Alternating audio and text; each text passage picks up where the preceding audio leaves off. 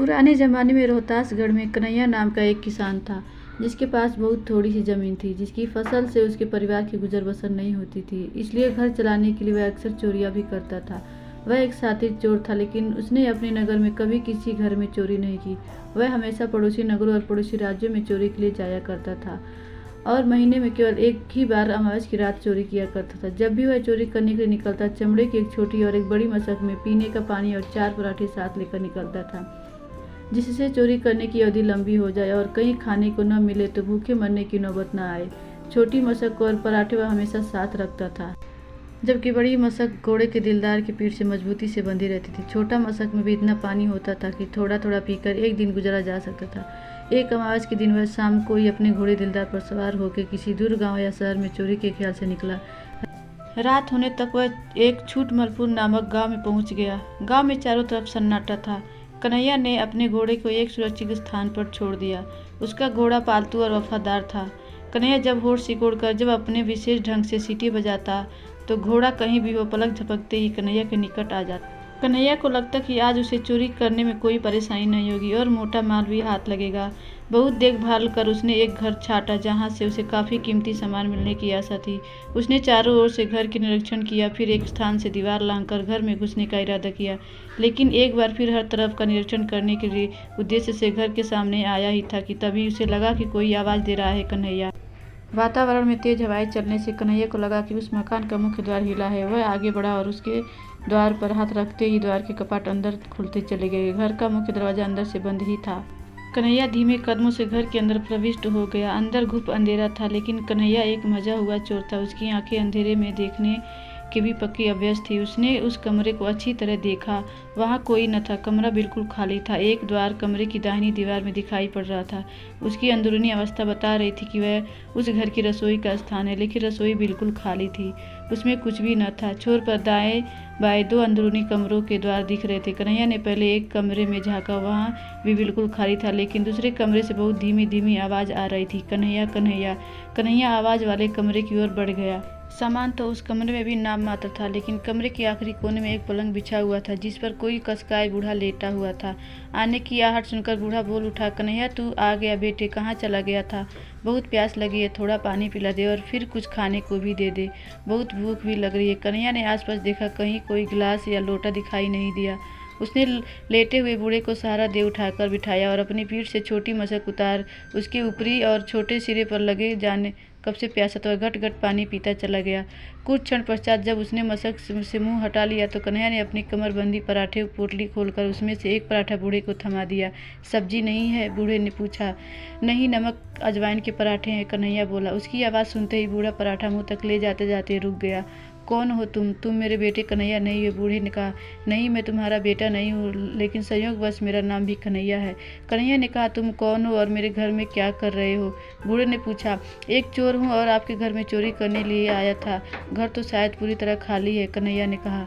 क्या कहते हो? घर खाली है तो सब कहाँ गए? प्लेग के डर से खाली करके दूसरे गाँव में भाग गए, मुझे अकेला छोड़ गए मरने के लिए। लेकिन मुझे केवल साधारण बुखार हुआ था। बूढ़ा लगभग आश्चर्य प्रकट कर चिल्लाता हुआ बोला। मुझे नहीं पता, लेकिन घर में कोई नहीं है। कन्हैया ने कहा, हे भगवान, मेरा बेटा बहू पोता पोती सब मुझे मरने के लिए छोड़ भाग गए। बूढ़ा रोने लगा। माफ़ करना चाचा, मैं यहाँ चोरी करने आया था, लेकिन अब जबकि मुझे मालूम है कि मुझे आपके घर से कुछ नहीं मिल रहा, मेरा इस घर में रुकना व्यर्थ है। यदि आपको कोई और कष्ट है तो मुझे बताइए, मेरे लिए संभव हुआ तो मैं आपकी मदद अवश्य करूँगा, अन्यथा हाथ जोड़कर विदा चाहूँगा। कन्हैया ने हाथ जोड़ उस बूढ़े से कहा और वहाँ से जाने का उपक्रम किया।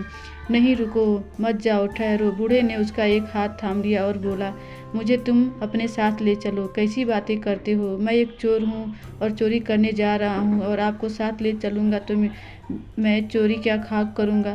कन्हैया हाथ छुड़ाने का प्रयास करते हुए बोला, मुझे अपने साथ ले चलोगे तो तुम्हें जीवन में कभी चोरी करने की ज़रूरत नहीं पड़ेगी। बूढ़े ने कहा, अजीब बात है, आपको साथ ले चलूँगा तो मेरे सिर पर आपको रखने और खाने पिलाने का भी बोझ बढ़ जाएगा, और आप कह रहे हैं मुझे जीवन में कभी चोरी करने की ज़रूरत नहीं पड़ेगी। मुझे तो ये भी समझ नहीं आ रहा है कि आपका बेटा बहू पोता पोती इस घर में अकेला छोड़कर कहाँ भाग गए। इतना खूबसूरत घर है, भला ऐसे घर को छोड़कर कोई पलायन करता है? तुम निडर होकर मेरे पास बैठो, मैं तुम्हें सारी बात बताता हूँ। बूढ़े ने बताना आरंभ किया। इस गांव में प्लेग की महामारी फैली है, जो चूहे के आकस्मिक बड़ी संख्या में मरने से फैलती है और इंसानों को भी अपनी लपेटे में ले लेती है।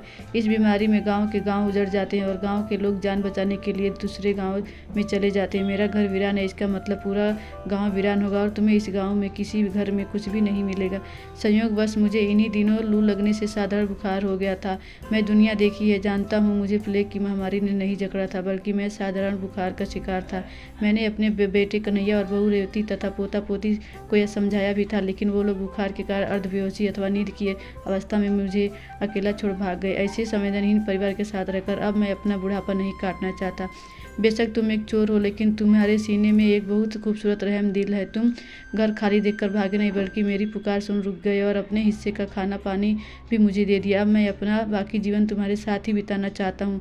बूढ़े का आखिरी वाक्य सुन कन्हैया ने हाथ जोड़ दिया और बोला, मुझे माफ़ करो चाचा, मैं रोहतासगढ़ का एक बहुत शरीफ व्यक्ति हूँ। महीने में एक ही बार चोरी के लिए निकलता हूँ। रोहतासगढ़ में लोग मुझे मेहनत मजदूरी करने वाले किसान के रूप में जानते हैं, लेकिन मेरे पास इतनी कम ज़मीन है कि उसमें उपजी फसल से घर का गुजारा संभव नहीं होता, इसलिए चोरी करता हूँ। तुम्हें साथ ले भी जाऊँ तो तुम्हारा खर्चा नहीं उठा सकूँगा। मेरा खर्चा उठाने की तुम्हें कोई ज़रूरत नहीं पड़ेगी, बल्कि मैं तुम्हें इतना धन दूंगा कि तुम्हें फिर कभी चोरी करने की आवश्यकता ही नहीं पड़ेगी।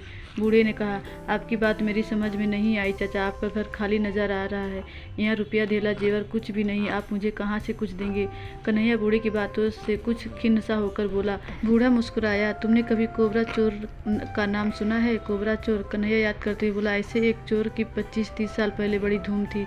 सुना था वह जहाँ भी चोरी के लिए जाता अपने साथ एक कोबरा नाग मेरा पालतू नाग था, जिससे डरकर लोग घर से तितर बितर हो जाते और मैं आराम से चोरियां कर लेता था। कोबरा नाग से डरकर भागे लोग कभी मेरा चेहरा नहीं देख पाए, इसलिए मैं कभी पकड़ा नहीं गया। बूढ़े ने कहा, आप एक चोर थे? कन्हैया ने अविश्वास से बूढ़े को देखा। हाँ, मेरा असली नाम भोला राम है और अपने गांव में बहुत भोला भाला आदमी समझा जाता हूँ, लेकिन जवानी में मैंने बहुत बेशुमार चोरियाँ की और बेपनाह दौलत इकट्ठी की। लेकिन मेरी एक आदत थी, जब भी मैं चोरी करता था, ऐसा मैं इसलिए करता था कि कभी मेरा बेटा मेरे प्रति अपनी जिम्मेदारी भूल जाए तो मुझे धन दौलत और रोटी पानी का मोहताज ना होना पड़े।